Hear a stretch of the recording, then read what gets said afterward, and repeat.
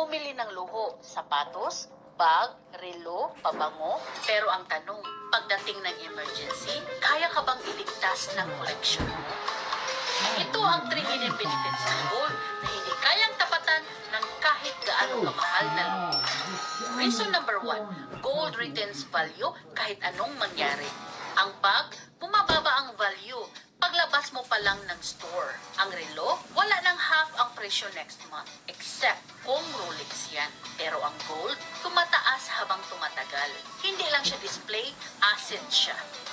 Reason number 2, gold is your quiet backup plan. May collection ka nga, pero kung magka-ospitalan, ibibenta mo ba ang health mo? Gold, discreet, reliable, liquid. Hindi mo siya nilalabas para magyabang, pero siya ang unang sasalo sa'yo pag kailangan mo. Reason number 3, gold can build, luho can't.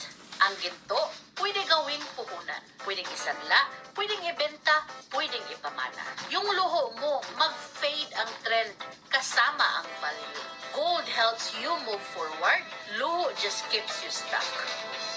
Kaya mga madam, reward yourself. Pero, huwag mong kalimutan ang sarili mong future. Bago ang next branded bag, tanungin mo muna. Meron na ba akong gold sa bahay? This is Madam